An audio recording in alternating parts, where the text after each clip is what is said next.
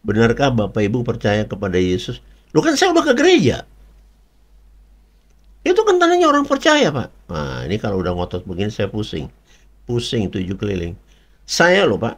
Berdoa pagi, berdoa malam, berdoa pagi, berdoa malam, berdoa sore, semua saya berdoa. Mencoba menjelaskan yang dilakukannya saja emosi. Saya harus tahan diri. Benarkah itu? Dikembalikan. Bapak Ibu tuh sedang percaya apa sedang ngamuk-ngamuk sih? Ya, memang ini pengaruh dari gereja yang mengatakan, saudara-saudara yang terkasih, jika ada masalahmu, penyakit anakmu, suamimu, apapun dirimu, tantemu, nenekmu, tetanggamu, temanmu sakit, berdoalah, katakan kepada Tuhan, bla bla bla bla bla bla bla. Nggak dijawab juga tuh, nggak dijawab.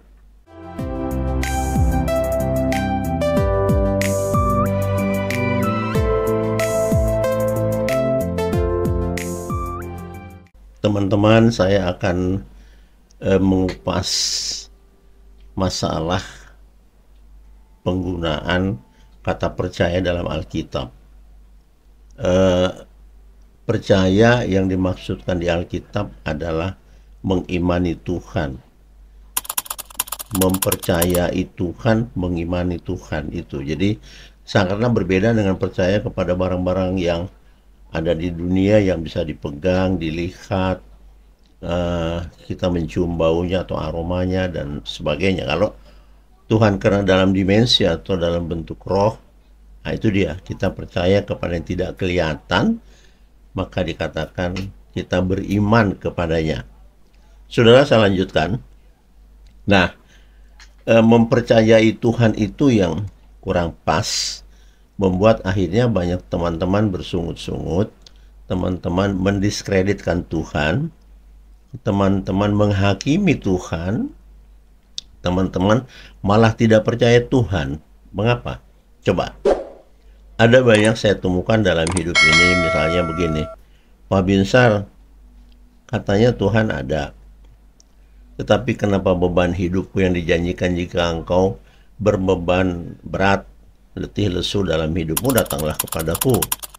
Maka akan gantikan dengan kelegaan, akan kuberikan kuk yang ringan bagimu. Ini enggak ternyata loh Pak Binsar. Itu satu suara. Suara berikutnya lagi. Kalau Tuhan benar-benar ada, Pak Binsar, kenapa saya berdoa melulu atau berdoa terus-terus sepanjang hidup, katakan saja gitu.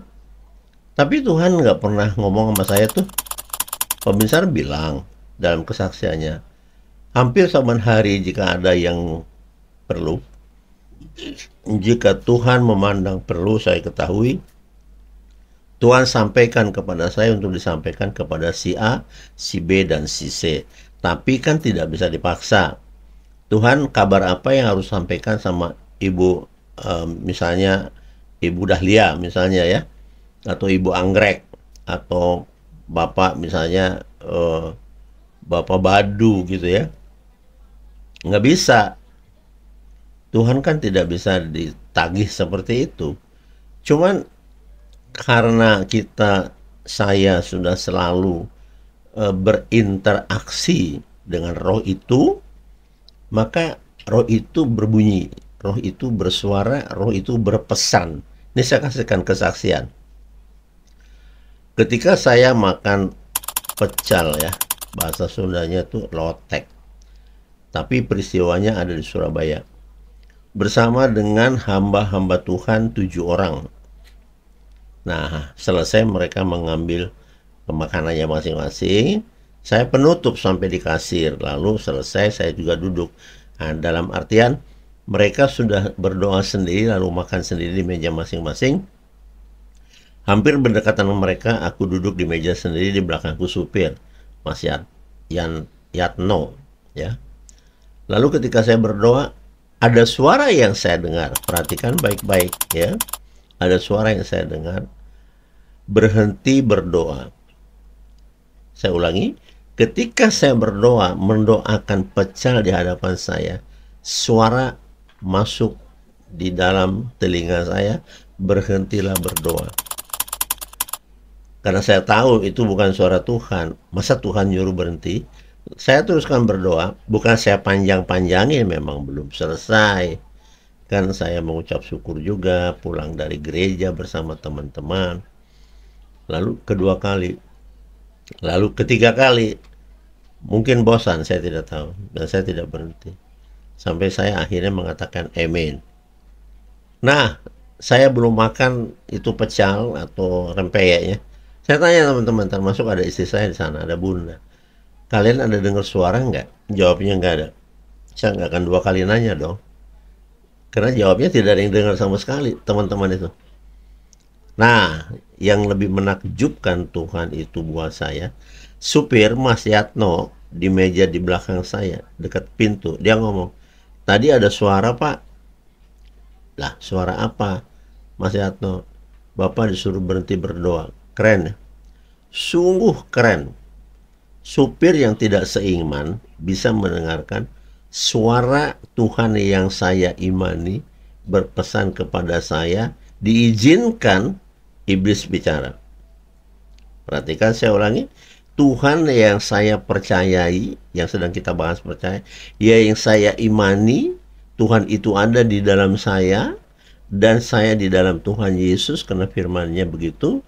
Lalu ketika roh-roh jahat, katakan itu roh yang negatif atau iblis atau setan apapun namanya, berpesan, diizinkan saya mendengar. Itu roh. Nah, lalu saya tetap berdoa. Lalu saya heran, tapi saya diam. Bisa menyusupkah roh jahat itu ke dalam batin saya? Itu pasti diizinkan. Kenapa? Ada firman-Nya. Jadi kalau kita berbicara, berpikir, melihat, bertindak, harus ada dasarnya bahwa kita diizinkan bertindak, melakukan itu, yaitu firman. Itu sebab dikatakan oleh Yesus, jika engkau tinggal di dalam aku dan firmanku tinggal di dalam engkau. Firman Tuhan tinggal di dalam jiwa saudara untuk memfiltrasi, untuk menyaring, untuk kita bisa melakukan hanya kehendaknya, bukan kehendak iblis.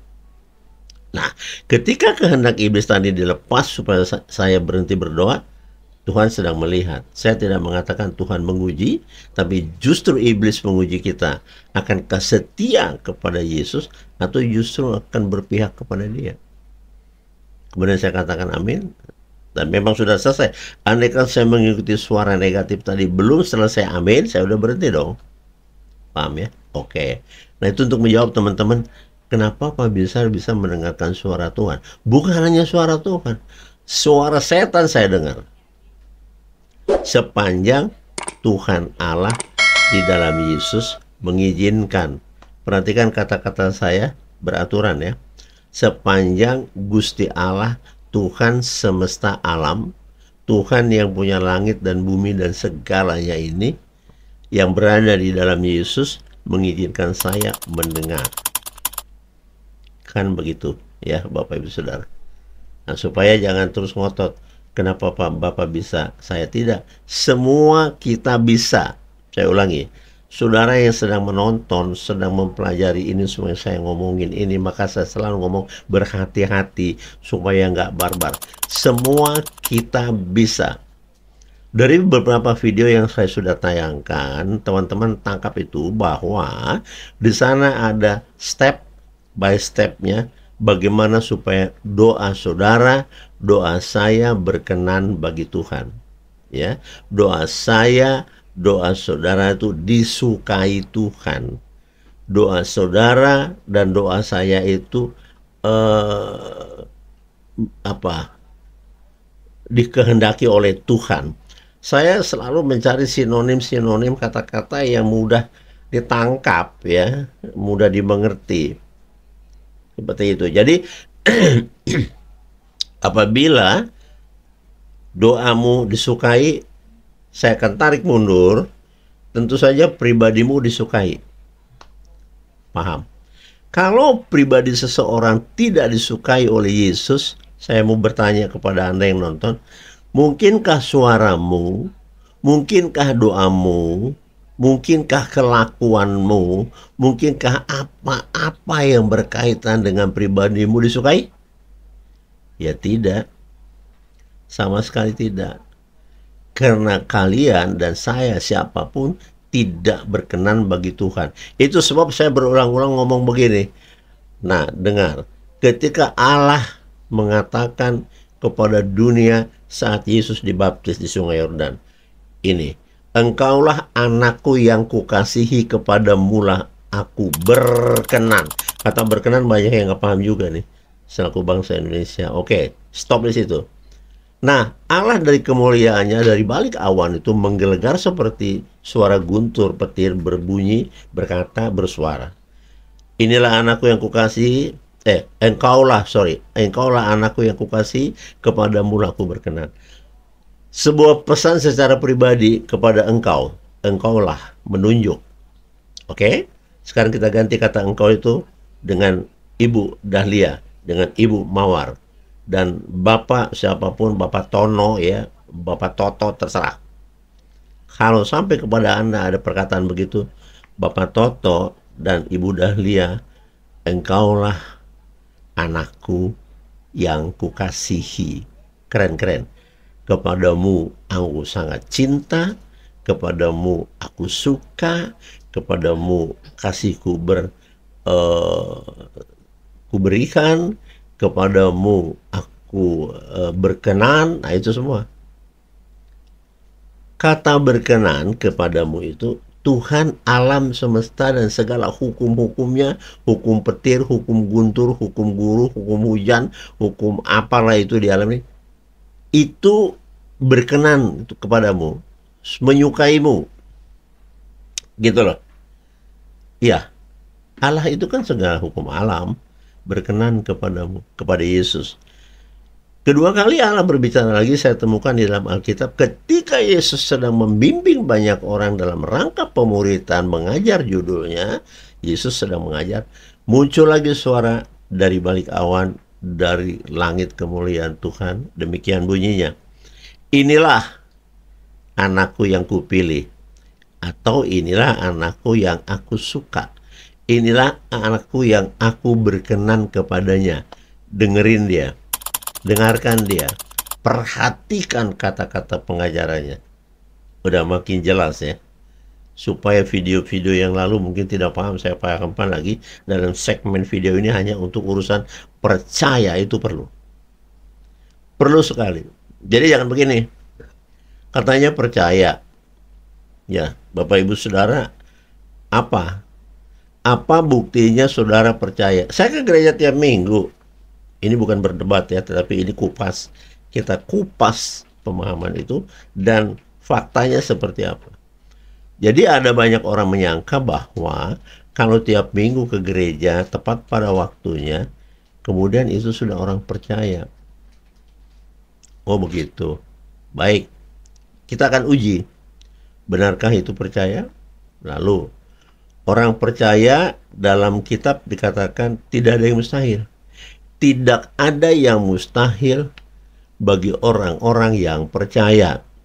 Nah sekarang pertanyaannya, saya akan masuk kepada hal-hal yang sangat faktual yang dialami oleh teman-teman.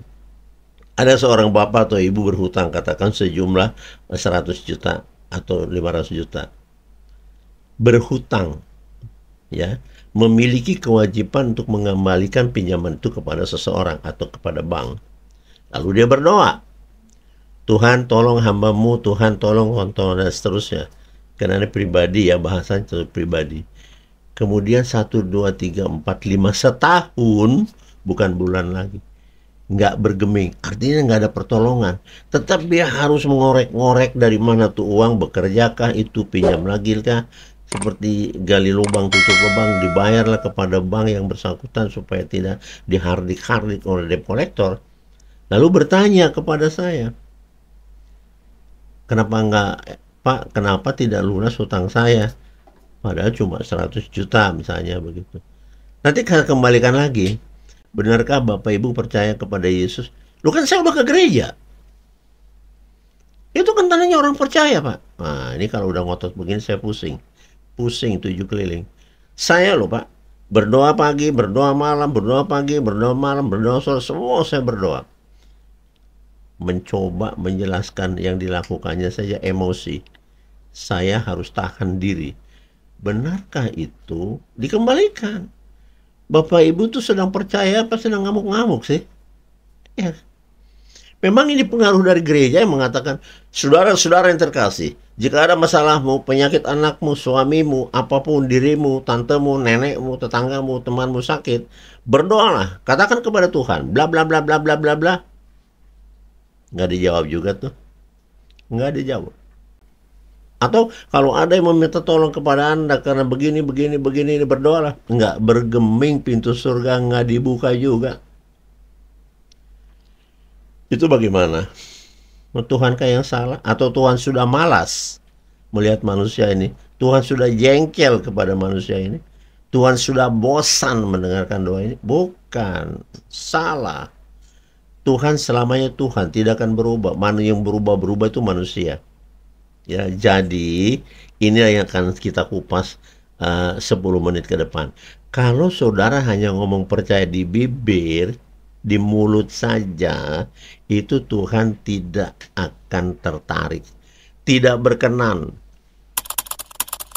Yang dikatakan orang benar itu doanya penuh kuasa, itu lagi firman. Sebenarnya diingatkan oleh Yesus supaya doamu berkuasa harus jadi orang benar, kan? Saya tarik lagi nih firman. Orang-orang benar jika berdoa, doanya penuh dengan kuasa. Amin ya. Saudara tahu itu. Oke. Nah, kalau doamu sampai tidak bisa mempengaruhi Yesus, Yesus mengasihimu karena doamu yang katakan doamu bahwa tolong Tuhan hutangku, tolong Tuhan suamiku sakit, tolong Tuhan mamaku sakit, tolong Tuhan. Tidak berkenan. Nah, pertanyaan saya justru, apakah Tuhan Yesus yang begitu baik yang saya rasakan begitu kasih kepada saya menolong orang ini? Tidak. Berarti Tuhan Yesus kejam? Yes. Anda mengatakan Yesus kejam, Anda yang mengatakan Yesus tidak peduli karena doamu nggak didengar. Nah, mending begini, dengerin yang saya ngomong. Perbaiki imanmu itu. Sepanjang iman itu masih kusut, tidak jelas, iman itu tidak sesuai pengharapan Tuhan. Artinya percayamu itu kepada Tuhan, kepada pemilik semesta alam ini, kepada semua yang ada di depan mata kita ini, kurang atau tidak percaya, maka kita akan sia-sia. Mau 7 tahun kayak hutang yang 50 juta, nggak usah banyak-banyak. 75 juta, 50 juta, 10, enggak selesai. Tetapi, nah saya mau beritahu, ada orang emak-emak 5,5 miliar kabarnya. Loh, kalau saya katakan begini kan, bahkan saya tidak pernah mengenal orang itu dari dekat, salaman kayak cuma pesan, Pak, utang saya, utang suami saya, keluarganya sekian miliar. Ini 5,5 miliar. 3 bulan saya bimbing, nggak bisa juga seminggu rupanya. 3 bulan, padahal kalau dia memang percayanya benar, mengubah rasa percaya kepada Tuhan itu makan waktu loh, ya. Maksud saya makan waktu, meminta waktu panjang, karena harus belajar. Kemudian lunas, oke, ujungnya lunas. Udah sampai di situ aja. Lunas, sukacita, iya saya mengucapkan, oke, bersukacitalah keluarga ibu dan semuanya, karena Tuhan sudah menjawab. Nah gitu ya, hati-hati. Kalau Tuhan sudah menjawab, berarti Tuhan sudah ada berpihak di situ. Jangan ganggu hatinya, jangan sakiti hati Tuhan, jangan sakiti hati Tuhan, jangan sakiti hati Tuhan. Berikut, 170 miliar Kalimantan, Pontianak, Kalimantan Barat ya. Lunas. Ya, memang balik lagi waktunya nggak sebulan. Berbulan-bulan dia harus belajar. Belajar apa Bapak Ibu Saudara? Melupakan semua orang-orang yang menyakiti hatinya, ya. Jadi segala luka di hatinya itu dia tutup dengan mengampuni mereka yang melukai tadi. Ada rasa mengampuni. Itulah kasih. Kasihilah sesamamu, ya. Nah, untuk mengasihi orang yang menjengkelkan, orang yang membuat saudara menjadi tidak nyaman, orang yang membuat hatimu luka dan sakit hati, jangan dendam. Sekali lagi, jangan boleh dendam, buang itu. Ya, hal-hal pernak-pernik di dalam hatimu sehingga berwarna hitam, hatimu tidak putih, tidak suci, buang itu, baru lipat tanganmu, aku sudah mengampuni Tuhan, mari bersamaku karena janjimu, jika aku tinggal di dalam engkau, firmanmu, yaitu engkau sendiri tinggal di dalam aku. Boleh, boleh kita minta yang begitu. Kan dikatakan jika engkau tinggal di dalam aku dan firmanku tinggal di dalam engkau, maka mintalah sesuatu apapun kepada aku akan kuberikan kepadamu. Oke? Nah, ini banyak firman seperti ini berlalu dia, menguap. Padahal harusnya kita minta, ya Allah, ya Bapa Surgawi, dalam nama Yesus, biarlah kiranya berikan kepadaku peluang untuk aku tinggal di dalam kasih Kristus, dan yang dijanjikan putramu Yesus, firman-Nya tinggal di dalam aku. Sehingga apapun yang kukatakan, pastilah putramu Yesus, dan engkau di dalam dia berkenan bagiku. Bisa nggak kayak gitu doanya? Nanti dijawab, pusing, nggak gampang rupanya. Yes, saya juga bilang nggak gampang, Bapak Ibu Saudara. Ya, nah jadi kita baru bicara soal percaya. Membereskan percaya ini saja, saya harus cuap-cuap seperti ini. Pertanyaannya, gereja saya dulunya jemaat. Saya ulangi ya, saya dulunya jemaat. Diangkat, dipercaya oleh Tuhan melalui hamba-hambanya, lalu ditahbiskan saya menjadi pendeta. Naik dia peringkatnya. Dari pendengar menjadi pembicara, pelaku, yaitu sampaikan berita Injil ke seluruh dunia. Mulut saya mau berkeluaran semua berita baik tentang Injil di hadapan orang banyak. Saya menjadi pelaku. Nah, saudara, saya beritahu lagi, Tuhan tidak ingin saudara hanya pendengar. Tetapi lakukanlah perintahku, dalam artian jadilah pelaku firman. Jadilah apa yang Tuhan sukai Anda lakukan. Itu orang percaya. Tanda yang paling utama orang percaya bukan hanya minta sesuatu kepada Bapa di dalam nama Yesus, kepentinganmu, keinginanmu, rumahmu, mobilmu, jabatanmu, uangmu, bukan hanya itu. Bukan. Apapun yang kau minta, tidak ada yang mustahil. Kau bisa mengusir setan, roh jahat yang menyerang temanmu, yang menyerang tempat kerjamu. Kan tempat kerja bisa diubrak-abrik sama setan. Bisa. Ya, keluargamu bisa. Kenapa? Karena di dalam saudara ada Yesus. Yang saya katakan tadi. Jika engkau di dalam aku dan firmanku tinggal di dalam dirimu. Sekali lagi. Jika engkau tinggal di dalam aku dan firmanku tinggal di dalam dirimu. Itu sama dengan begini. Jika engkau tinggal di dalam aku dan aku tinggal di dalam engkau. Kenapa saya katakan itu menjadi sama? Karena saya temukan firman. Allah itu firman. Firman itu Allah. Jadi, kalau Yesus mengatakan, jika engkau di dalam aku dan firmanku, ganti itu. Dan aku diam di dalam jiwamu. Pertanyaannya, masihkah bisa disenggol oleh roh jahat? Masihkah bisa dikutak-katik oleh roh jahat? Tadi ketika saya makan rempeyek dan pecel itu, hanya diizinkan Tuhan, karena Tuhan tahu bahwa si Binsar ini nggak bisa dikutak-katik sama setan. Itu, maka diizinkan. Capek itu. Capek setannya tuh pergi. Yang bisa dengar supir saya, Yatno. Saudara, itu percaya. Ya, jadi jangan terus merengek, Tuhan, kenapa doa saya nggak didengerin?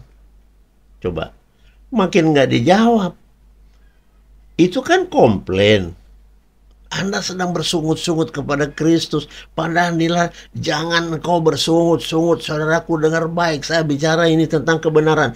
Tapi mengucap syukurlah. Bukan mengucap sungut-sungut. Bukan mencela kerajaan Allah. Bukan menghina Tuhan. Jangan. No.